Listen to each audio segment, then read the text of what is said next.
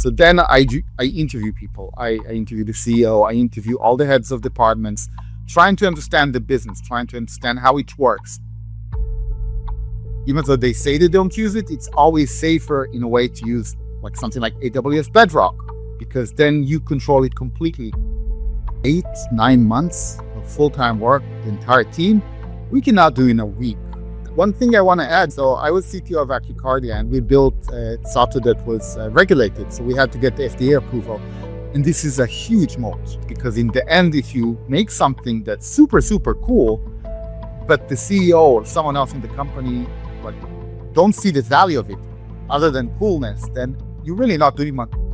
So vibe coding is very appropriate when you want to prototype something and show it quickly. For production level code, this is a disaster. Then I heard about something cool called machine learning, which no one was using. I think this is going to be very big in the future. Hey guys, welcome to the show, and thanks Udi, thanks for joining. This is a CTO Story podcast. Welcome to the show. Help me and my audience to understand who Udi is and a bit of journey about yourself. Okay. So I started as a software developer in the late 90s and early 2000s. I was doing software development, did pretty well, managed teams, was even in a startup that was later acquired, and a big part of it was I created. Then I heard about something cool called machine learning, which no one was using, and also something called evolutionary computation. I thought, I think this is going to be very big in the future. And I became very obsessed with it. And this was 2002, 2003. I thought I really want to do a PhD in it. I want to maybe go back and learn it properly, because I think this is both interesting and will be useful in the future. So I moved to London for that. I did a PhD about it, learned a lot. And afterwards moved back to the US. Before that, I was living in New York. So then I moved back again and was working first as a data engineer, then as a data scientist, which became Thing. So I was one of the first few data scientists, work in various capacities, both as individual contributor, then as head of department, then as, in various places, both in small startups, like Fever, which was, I think, 30 people then, and now it's like a unicorn. AIG, I was a consultant at Morgan Stanley. I was a VP in various places. And in the past few years, I've kind of shifted back into my origins, and I've been trying to go more towards software development, because I wanted to become an entrepreneur again, and it's much harder when you just do machine learning. So I've gone back to doing full stack and machine learning and AI, and it's the best time it ever has been to do this kind of work. Yeah, I mean, this is the best time. I agree. I totally agree. So tell me a little bit about, because you did AI before AI was a cool thing, I mean, you mentioned already. You did a PhD in neural network, I think back in 2003.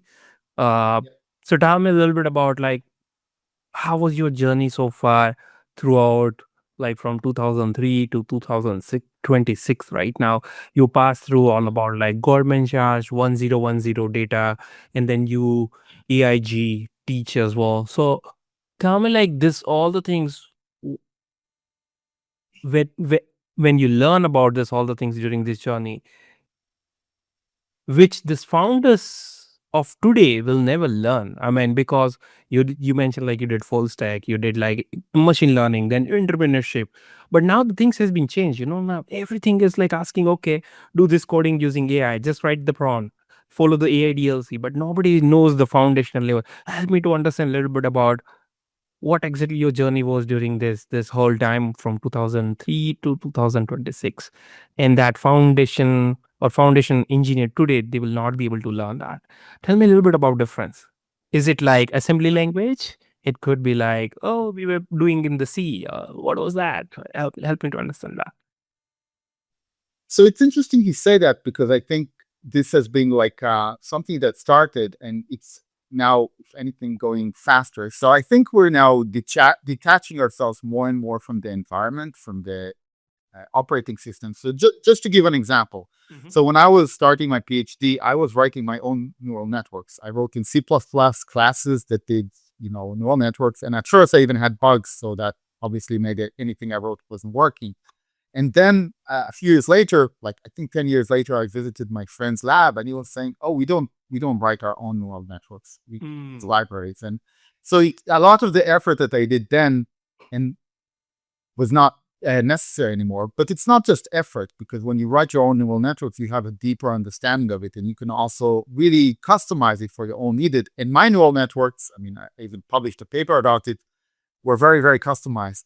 And I think it's true now with LLMs as well, because you could do a lot of things. You can vibe code, you could use Cloud Code, you could use Cursor, and I use it every day. And it kind of does abstracts a lot of it from you.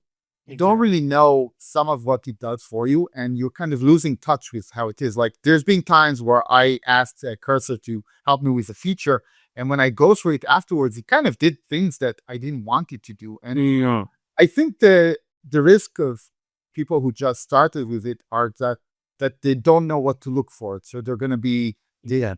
they're less familiar with the capabilities. They're less familiar with fine tuning something on their own, and they're less familiar with debugging. They gain great speed. They can do it much faster. They need to know less, but they're losing something too. And I'm not saying it's a tragedy, but it is something is lost. Does that mean that you don't know where you are driving and then it keep driving?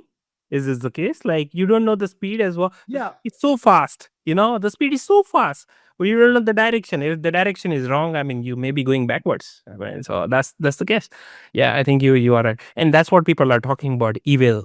Like, what is evil and evil? And then we need to make sure evil is correct. And then rather than doing or creating agent, make sure your evil is correct. So it's basically tuning your direction, your right direction, wrong direction. So that's a very, very interesting thing. You still use Claude and Cursor every day now? It's helping you to speed up? Yeah. Love it. Yeah. I use mostly Cursor, even though I'm leaning towards moving to Claude. It's it's addictive, because once you start, things that would take me a week, now I can do in 2 hours. And I remember once I asked it to help me with something, and it got it right the first time. Then again, sometimes it does very bad code, which I've learned. I mean, I'm sure everyone who's used Cursor or Claude learned when to doubt it and when to say, no, this is not good. So yeah, things are changing. It's really exciting times. I agree. So help me to a little bit understand, right? I mean, so you were at the fever. You went from, I would say, data scientist to head of function, uh, Yeah. which was at that point in time didn't even exist yet, right? Yeah. Help me to understand, because now you move to the strategy part more of like head of function. What's the one thing, because you were in individual contributor before, that's an IC basically. As a data scientist, you are individually contributing to the company, then you become Yes. a leader, right? If somebody as an IC is becoming a leadership position, like transition is happening, right? How that first 30 days looks like help me to like give your experience, and what should go wrong, and you need to make sure you did it right from the beginning. Okay. So hopefully I can phrase my answer coherently, because I think there's 2 points. Maybe I'll start with my second one. So when you start being, the first time I was director of data science, which I've done a few times, it's really more about what you can do, but also trying to see it from the business's perspective. Like, where can I make things more efficient? Like, where can I save money? Where can I reduce the speed that it takes? Where can I automate things that were done manually or make it more accurate? So it's really not about what's really cool, but what will help the business. Because in the end, if you make something that's super, super cool, but the CEO or someone else in the company like don't see the value of it other than coolness, then you're really not doing much. And it's sometimes cool, if you can write a press, you can release it to the press or write a blog post about it, then that's also a benefit. So I think that's something that should be taken into consideration. I think back to the original question, if you're an IC going to a leadership position, then I think it's important to start shifting to that perspective. Like, really start thinking not about what you can do, but understanding the business, understanding the department, and seeing how you can improve things. And I think it's probably now easier than it used to be, like 14 years ago, because at the time I remember having to educate people what data science and machine learning can do. And it was often like there was resistance, like they didn't want to do it, they didn't trust in it. And now everyone sees AI. So maybe now it's the opposite problem, that, the expectations in some ways are too high. But these are good problems to have. So That's true. But so initial days when you were kind of moved from this transition, right? There were things were taking their time to do the transition. I mean, you were given enough time. You need to understand the business. When you understand business, then you start implementing that. You did one or two mistake, then somebody explain you. Then now AI is moving so fast. Today you understand the Yes. business. In next quarter, everything change. Yes.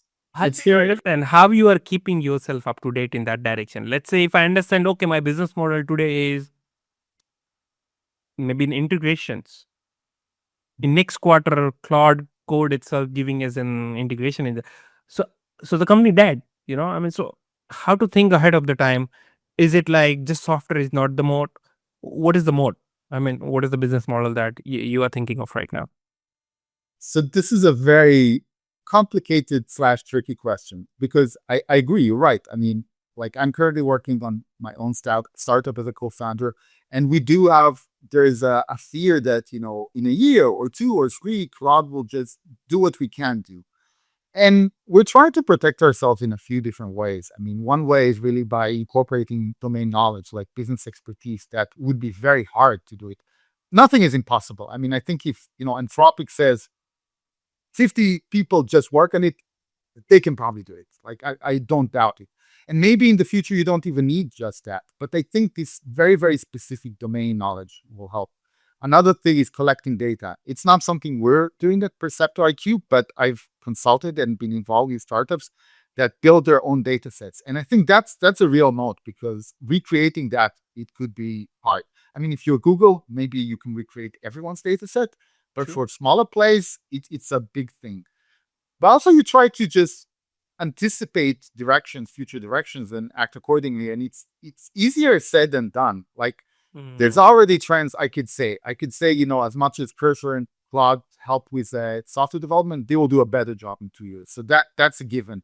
They will do a better job at testing things. There will be few hallucinations. All of that I can predict. There is also subtler things that are harder to predict. But if I really think about it, and I'm trying to come up with an example, but nothing really passing to my mind. But you know, so one thing I'm predicting is that a lot of the business decisions are going to be replaced in the next few years as well. This Because true? eh, you know, some of the big CEO level decisions are. I'm not going to give it to an AI anytime soon. But there is not everything is a masterful decision, like certain marketing campaigns, certain when they Mm. do. And you can also have it as a recommendation, like the AI would suggest things, and then the CMO or the CEO will actually act on doing it. So taking that into consideration is probably wise and just anticipate. True. But it's easier said than done. Like it's changing so quickly now. Never it's been like that. But Yeah. No, I that's true. That's true. That's true. So what I understood is basically you need to make sure that you are going specific to domain knowledge. That means vertical specific, and you are not more of a generic platform because then you might be replaced somewhere by somebody else, maybe Claude itself. So like being vertical specific makes more sense. Okay, I think this is very very interesting. I was having another opinion in that as well. I think if you are compliance and if you are in the governance or compliance platform, I think that helps you because that is not going to be replaced soon. Because let's say healthcare, right? He was working already in the healthcare startup. It's not going to be kind of because it's secure. You need to follow XYZ standard, make sure HIPAA compliant, SOC2 compliant, data is encrypted, and there is a lot. I mean, so I think that is where like a lot of scopes and obviously physical AI, physical AI is the mode right now. I would yes. say distribution is the mode. I mean, if you know the distribution faster very well, if you can acquire first 100 customers just like that, I mean, it's your mode. I mean, so I think that's where people are doing the work. A lot of work being done in that direction. I mean, and being a technical person just like you, uh, it helps a lot. And if you move in the marketing direction, you know exactly the nuances, the problems, how to solve that, and then it's definitely going to help. So I love it. I So mean, one thing I want to add, you said the compliance. So I was CTO of Acucardia, and we built a software that was regulated. So we had to get the FDA approval. And this is a huge moat. Most of our budget at the time went on the FDA approval process. We had to make a ton of changes to actually get our application certified. But once we were able to do it, this is a huge moat. And I think it's now easier. Like I worked at Equicardia. I left in 2001. And at the time, we were very close to the FDA approval process to completion, but we didn't get the approval just yet. It took us a lot of time, like years of work. I think the mod can be sped up. So it's not gonna, if we started now, it wouldn't have taken it that long.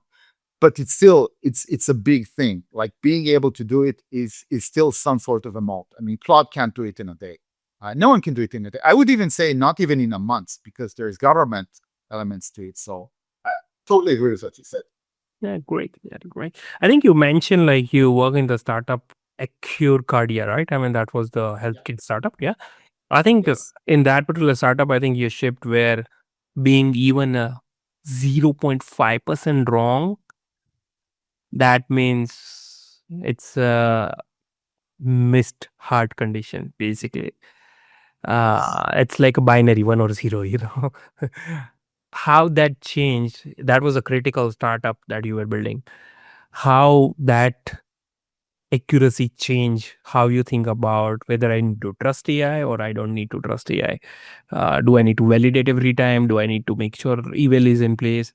And does it right now showing up in your work, what you are doing at Percept IQ as well? Or your thought process has been changed after using Claude or AI and in general? Yeah. So obviously, if you use a great AI that can affect, life or death or diagnosis, that's definitely scary. You don't want to do something that will affect people's health. It's also true to a lesser extent, but maybe some people will disagree. If you do something that trade money, you don't want to result in code that, oh, I lost $1 million because of a bug. So you definitely, the stakes can be very high in some cases. Not that, even losing one client or one user is good, but there's a range. So I definitely, for me, it was useful to go through it because when the stakes are high, I always introduce a human in the loop. We have validation, have test cases, we have automated software, we have the process of doing, dev, QA, prod that helps us. But then for some things, we also have a human in the loop when we just can't afford any mistakes. And for not applications, it's appropriate. Like sometimes it needs to be real time, but then we have to do it and we have to err on the side of, safety. Like it's something if we're not sure. I don't want to say something in behalf of Acrocardia, but at the time we were evaluating more heart conditions than we actually released. And I think this was done after I left, the decision to actually shift away, but probably was because there's not as reliability or actually maybe I should scratch that because I wasn't involved in this. So I don't know for sure. But I think this was the smart decision. Interesting. That's yeah, I think we need to make sure like when human in the loop is needed, it's needed. I mean, you cannot skip and just automate everything because when the stake is high. So I think what I understood is when you need to select whether you want to automate fully any workflow or you want to keep it semi-automated and make sure you're observing that or human in the loop. So I think that changes case by case, which seems good. I think and in the healthcare, I think that was like a different perspective altogether. So it makes sense.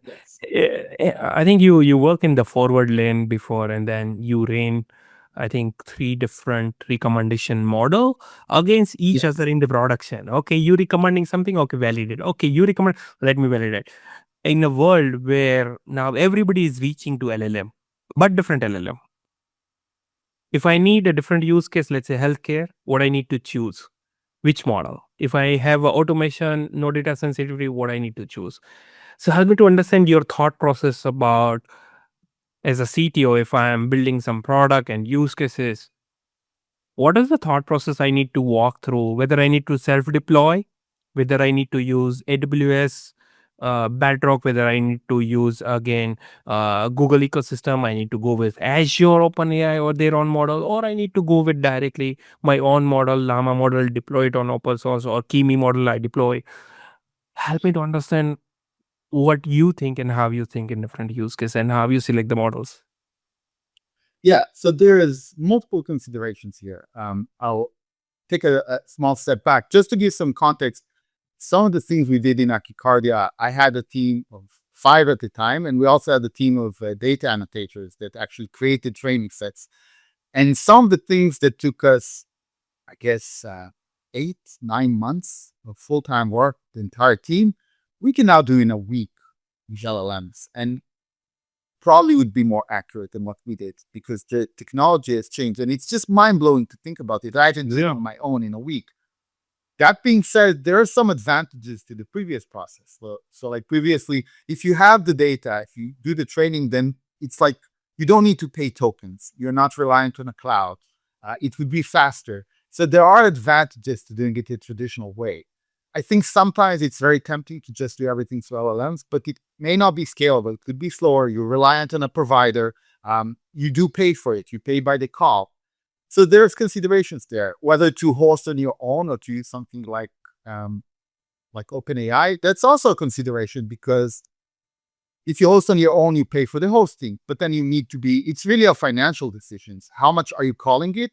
And they're paying for the hosting versus how many calls you do. You just need to do the math. But also sometimes you want to keep it on, like if you host it, then OpenAI, Anthropic, Google are not getting any of your data. Even though they say they don't use it, it's always safer in a way to use like something like AWS Bedrock, because then you control it completely. So there is a lot of different considerations. Like if I had to summarize, I would say costs, speeds, data, time to develop it. Like all of these are considerations, and it's now easier than ever, but sometimes the older approaches That's true. I think actually suit it. I think we need to consider the maintenance as well, right? I mean, because once you deploy, then you need to maintain by yourself, and Yes. you have a reliability team. You have to make sure somebody's up all the way. If something goes down mid of the night, somebody's there to make sure fix it. So I think Yes. nowadays one-time setup doesn't work because things are moving so fast. So the maintenance playing a major role than ever, and because Yes. everybody moving fast, when the things move fast, something goes wrong, you need to somebody there to kind of take care about it. I think that's what I keep doing in different startup that I'm building as well, and I want to make sure like it's reliable at the beginning.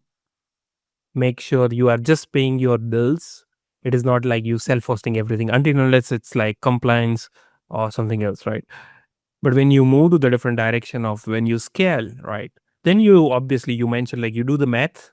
If it makes sense, okay, deploy by yourself, right? I mean, so that 100% makes sense. But at the beginning, just plug everything, use it, ship faster. So I think that 100% makes sense. Now, like you did this lot of works in the startup, in all the as a technical expert. You did also a very good expertise. You've been as a fractional CTO and a lot of dozens of startups. When you walk into a startups as a fractional CTO, you first observe for a week or two. Okay, what is the land I am working on? Who is the people? What is the product? Tell me like how your first 7 days looks like. What do you observe? Do you observe people? Do you observe process? Do you observe tech? Do you observe the CX? So what actually you observe? Help me to understand as a CTO what do you do.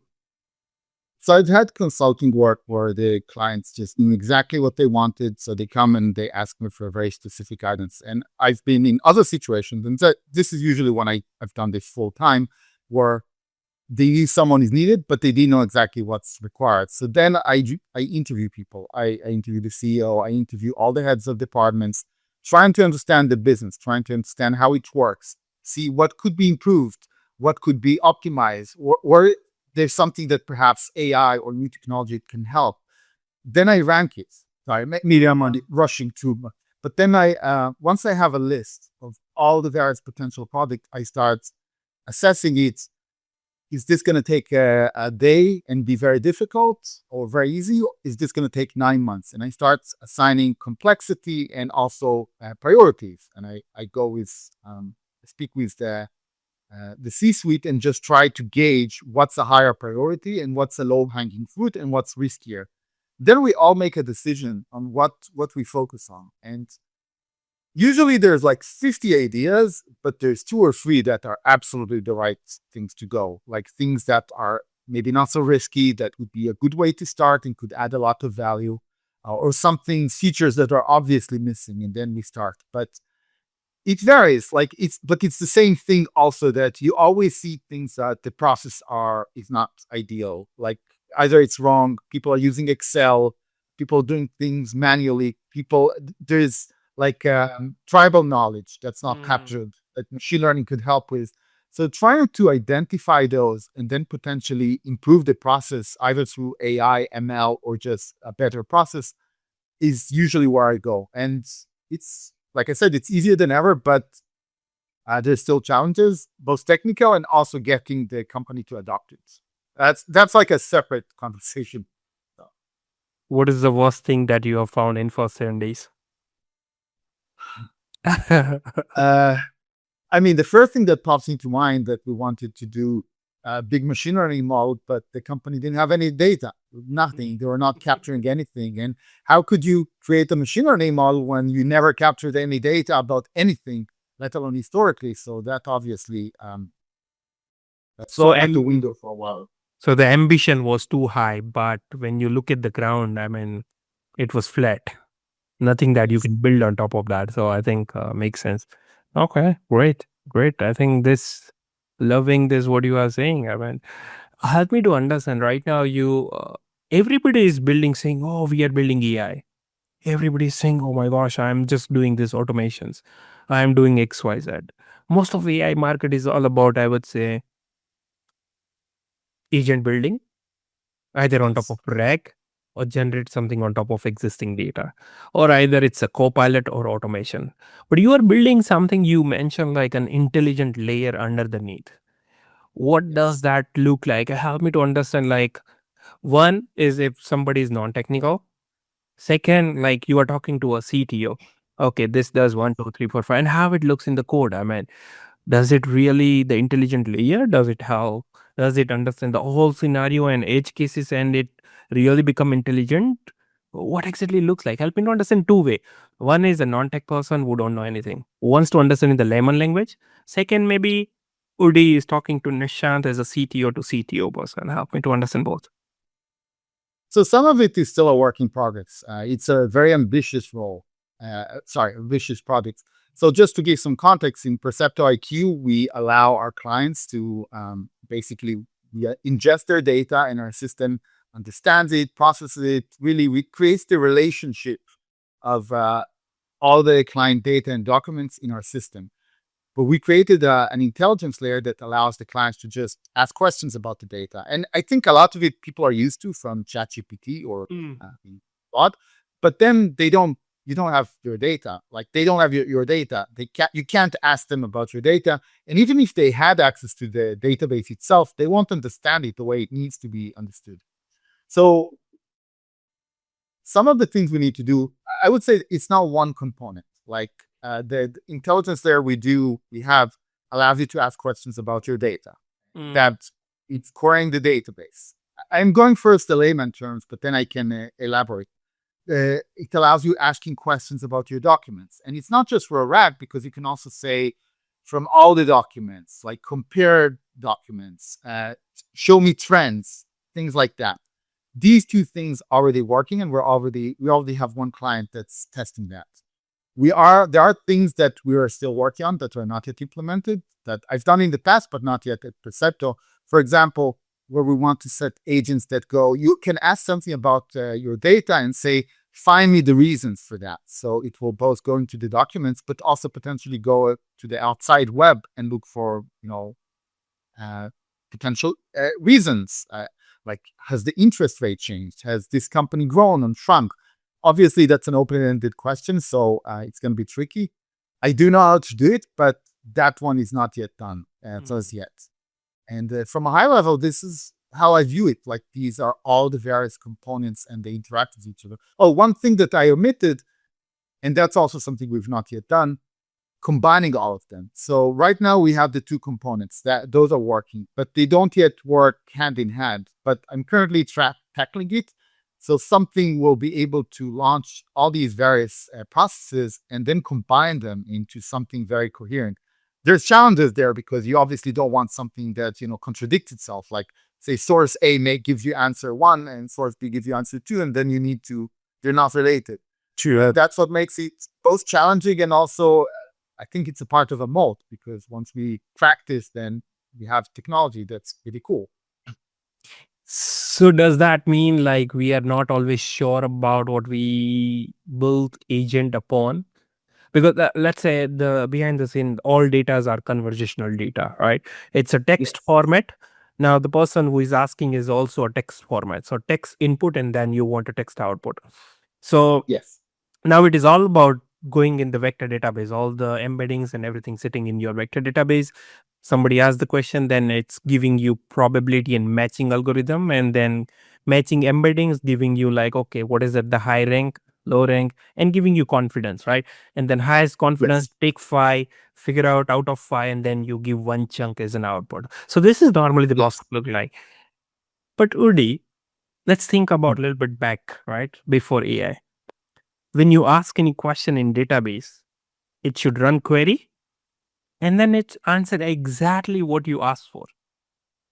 Now we are going in a direction where it's a probabilistic, this could be the answer, right? So there is no Yes. accuracy, right? Why? Because it's an unstructured data and it is going in a direction of, I would say, you are giving user a full hands-on, whatever you want to ask it, right? And then there is an Yes. intelligent layer who is deciding probability or matching. This is the vector that is matching.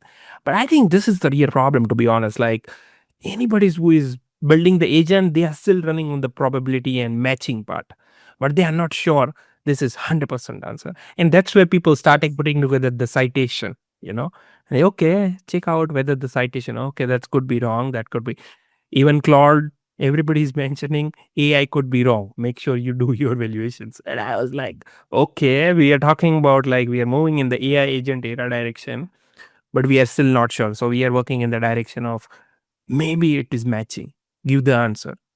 And then we are giving thumbs up and thumbs up down, you know. I mean, so, but are you solving this kind of problem, Udi, right now, or it is not the case? No. So we learned the hard way that, LLMs are fantastic, but sometimes they hallucinate and they make up stuff. So having a process that actually validates it is crucial. I'd rather have fewer answers, but know that they are correct. So we do have a state that actually goes back and validates the answer. Nice. And It's if you think it's wrong, it just removes it. yeah. Is there anything special except eval? No, it's literally an extra step that looks for the data and checks if the answer makes sense in light of the data. What I have seen a super advice over here from different CTOs, and when I keep working on the like, if one person or one LLM does the work, second LLM has to verify. Yes. I think to point it out your last question that we were discussing, like out of 3, do one job by the first LLM, but verify from the second. I think that done tremendously well for me because both LLM are Yeah. being trained on different data set and they have a different way to look at the data. So I think that's a very interesting thing.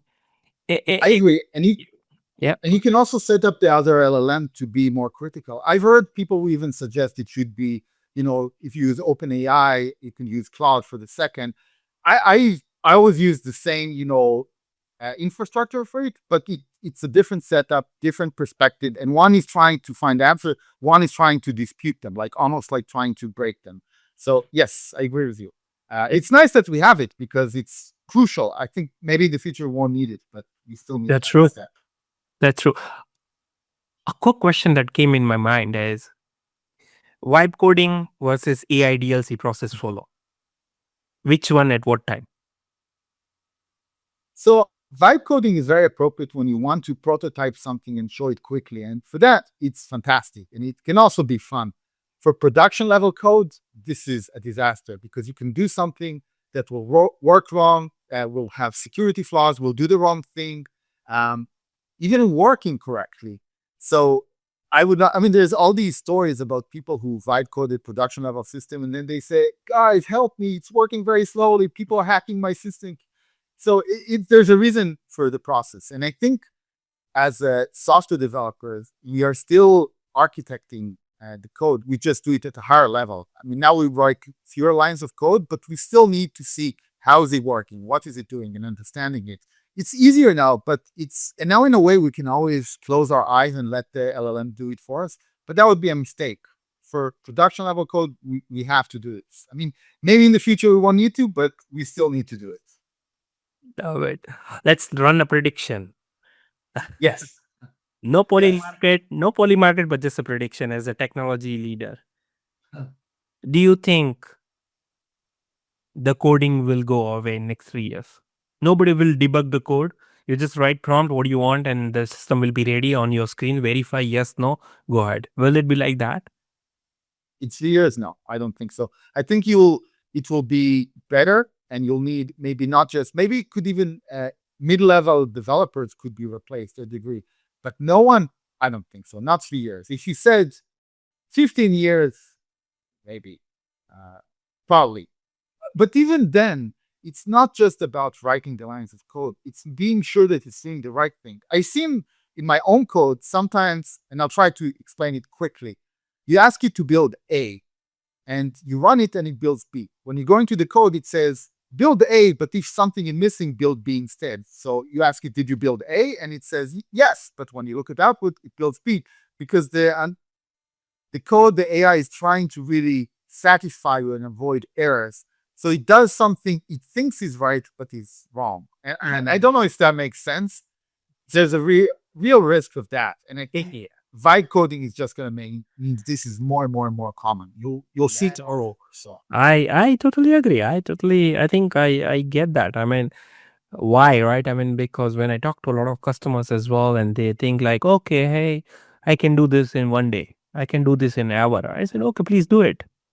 Oh, I have a Claude code I can do by my own. Let's do it. I mean, if you make some money out of that, great. I mean, love it. If you want to scale it up, come back and then we will discuss about that. I mean, vibe coding is like everybody can do that. I mean, but love your concept. Like, I mean, it's still hallucinated. Doesn't that you as a leader, you don't see the code. The code part is going away. I love it. I mean, I have a counter argument to that as well. I'd love to hear it if you want to share.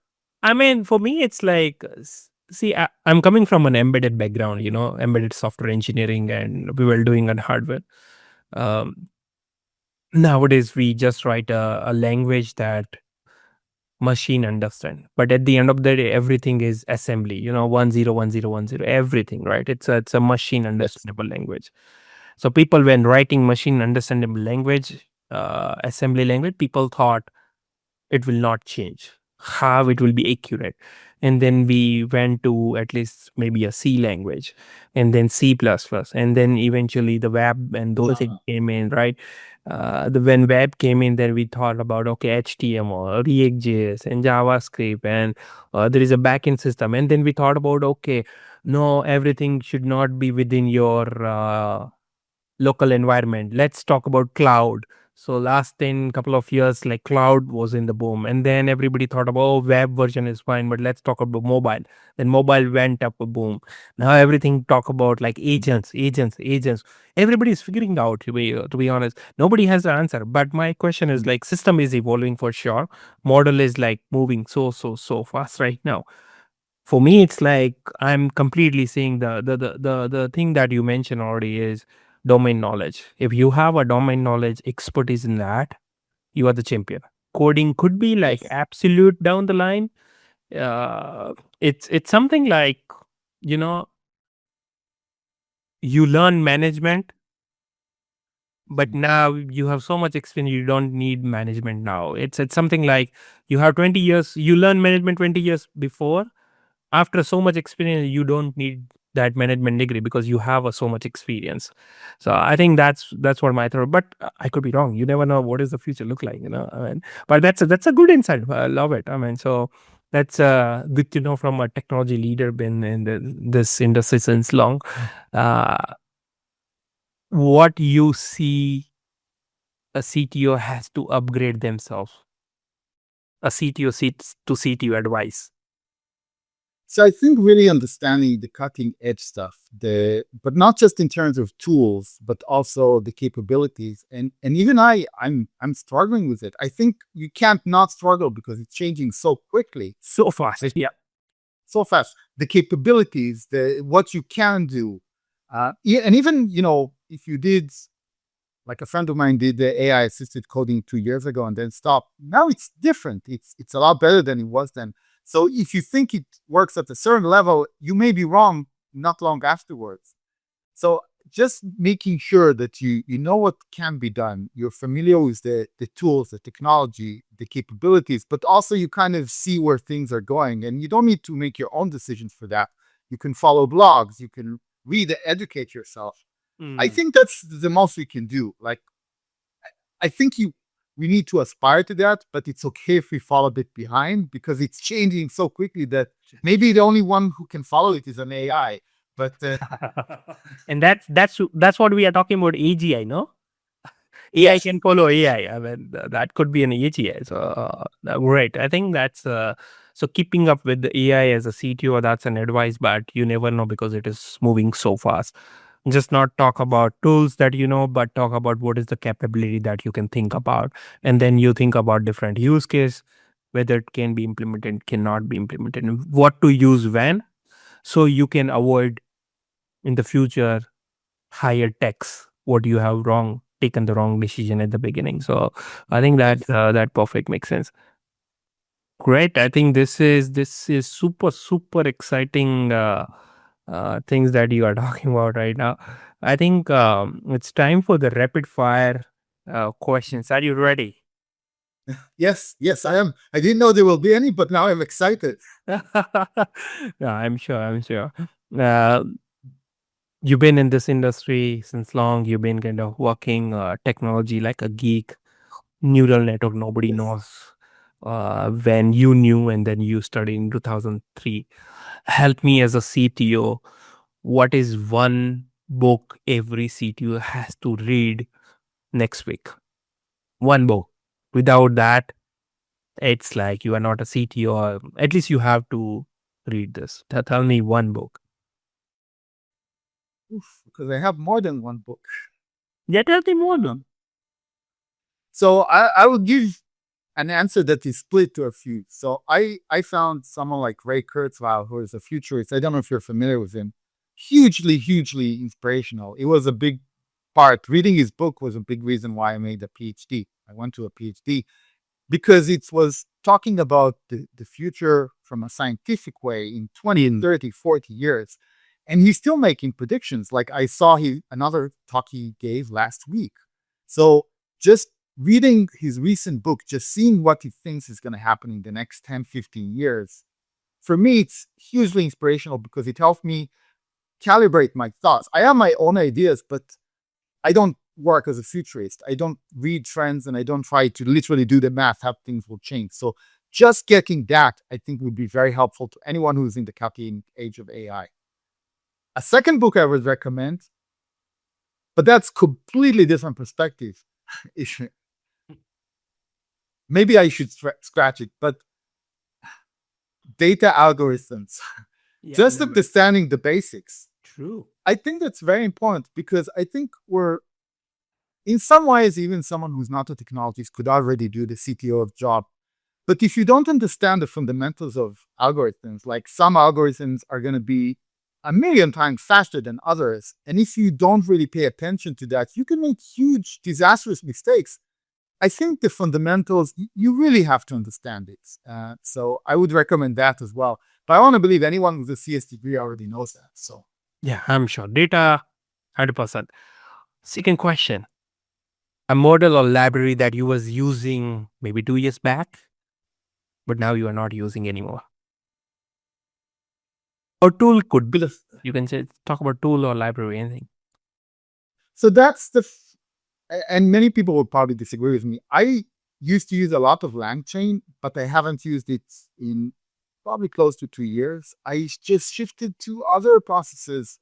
I use True AI at times. I use my own just orchestration script, but I shifted away from LangChain. And I know it's still a very widely popular library. I just don't use it anymore. Do you know they released recently LangChain engine just a week back? Yeah, I did not. Is it good? yeah, it's basically understanding your code. It is understanding all the logs, all your traces, and then it is giving you, okay, something is going wrong. So it's like an engine of a car that you have built, and then it is giving you like great insight, to be honest. Like, but there is another point that I want to make over here is like people are moving towards more of like agent SDK as well, which Google is providing. Super exciting. I mean, you can build a lot of things. Interesting thing, agent SDK also giving you eval internally. Whatever agent you build, it gives you eval as well. Where everywhere else you have to build your own eval. So I think that's very interesting thing that I can see that.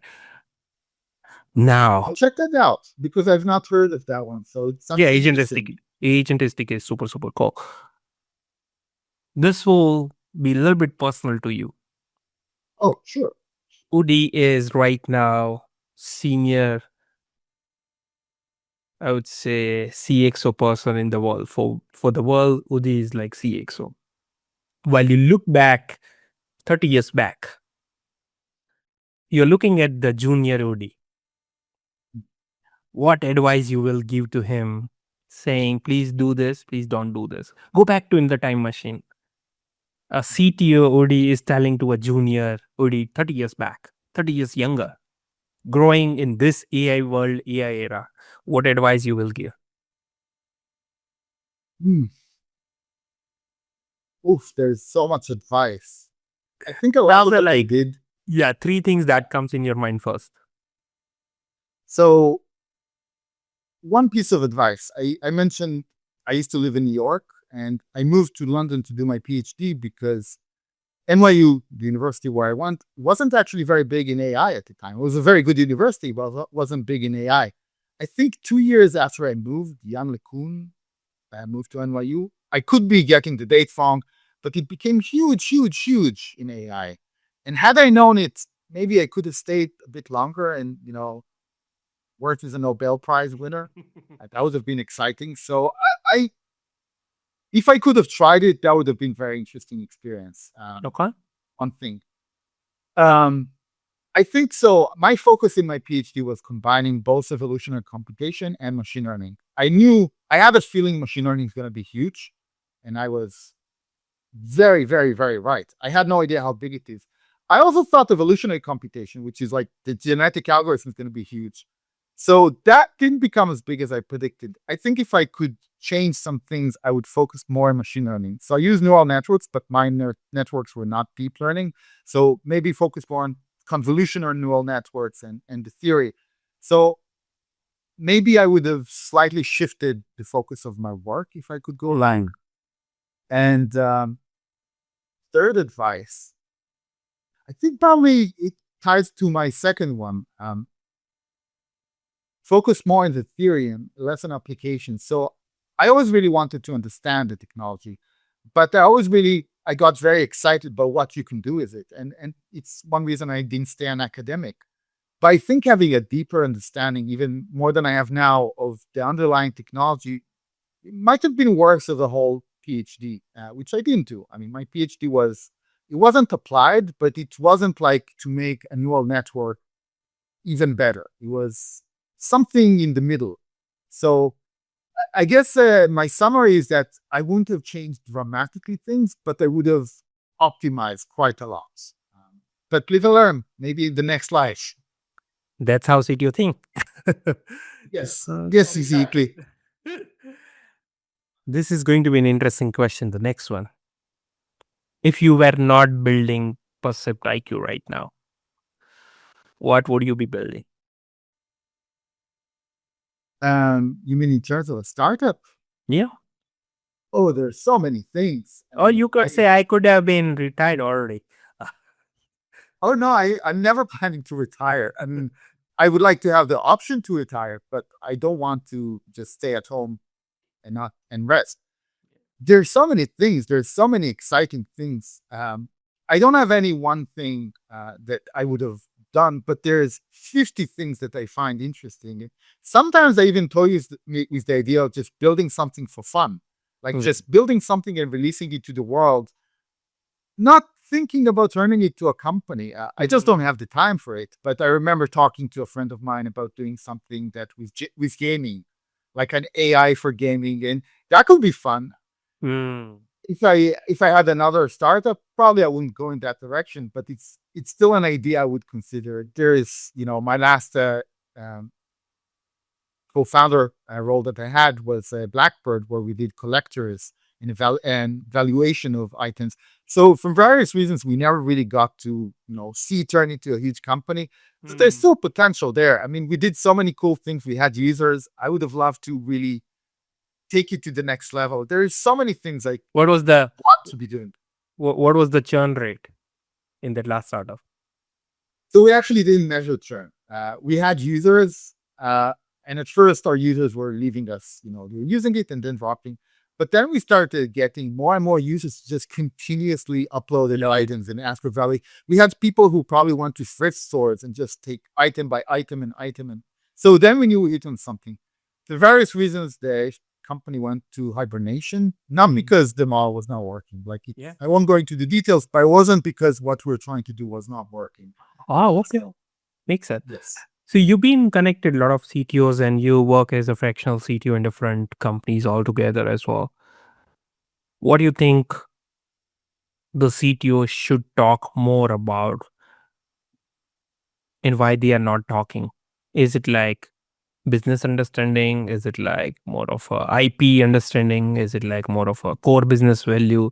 Is it like more of a customer? What exactly CTOs you think, based on your so far journey, you met so many people as a CTO, what their thought process are not still grinding into that, but they have to do that? I think so. When I was looking for partners, when I was looking to co-founders, I always said I want to be in charge of the technology, but I don't want to just be limited to that. I do know that I'm not a marketing person. I'm not a domain expert when it comes to, say, finance. So I I would always take the expertise of someone who knows more than that as, more important than my own. But I do want to be a part of it, because sometimes CTOs, it's not just about making it work. It's also, maybe we could do this, or maybe this is a bad direction, or maybe you think you want to focus on features A and B. A is very, very small. B could do in a day, B could take us a year. So maybe we should start with A. So really understanding and being involved with the business, while understanding that, it's not our core expertise. In my opinion, it's very important. I don't know if this is a controversial opinion. I'm guessing it is not. But I think the CTO who just does technology says, tell me the specs, tell me to do it. I'll make my team work on it. I don't think that's the right approach. I think you should be really integrated and understand the business and the domain and really be involved with it. That's true. That's true. I totally agree. When you are hiring somebody or when you are working, this is very interesting thing that you mentioned. When you're working with somebody, or let's say you are hiring somebody Yeah. in this AI world, what do you see, whether they are capable enough, how you measure them basically, or you see the speed, you see the fundamentals, you see the tool they use, what exactly you see right now? So I think there's a lot of things to optimize for that. But usually for me, the biggest thing is how many times, like, if they say they will work on feature A or bug A, bug fix A, the percentage that it's resolved. So if there's two developers and one you give it and it takes a week and that's it, versus one who you give it to and he fixes it in 2 days, but then it's not done. And then you ask it and he says 2 more days and then it's still not done. And then you ask it and then it breaks something else and it's not done. And then you see what I mean? Even if it takes 3 days for the other guy, sometimes, and it's done, but often it takes 2 weeks, it's not worth it. It takes so much energy. Like the ownership, being able to just fix it. And a lot of it is not about technical skill. It's just you finish a feature, test it from ways I haven't asked, test it from ways the product hasn't asked. If you see issues, fix them too. And then come to us when it's done. For me, this is someone who's worth their weight in gold. And I've been fortunate to work with some people. So I think what I understand, what you see is, what is the definition of done? So that's what basically you see the most, because that includes everything: your ownership, your definition of done, time and everything doesn't matter, because once it's fixed, it should be fixed. I mean, so that's I think love it. I mean, I never thought about this like definition of done. Yes. This is exciting. Yeah, I mean, because in the AI world, when you say it's done, it's ideally it should have been done. Because if it's a Yes. vibe coded and you don't even evaluate or you don't even overlook that, I mean, that's a problem for sure. So yeah, with this, thank you, Udi. It was pleasure. I got a lot of knowledge from you.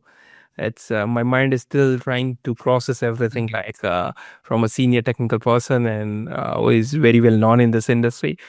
Thank you for your time, and hope all the audience who is watching gonna love this. Thank you so much.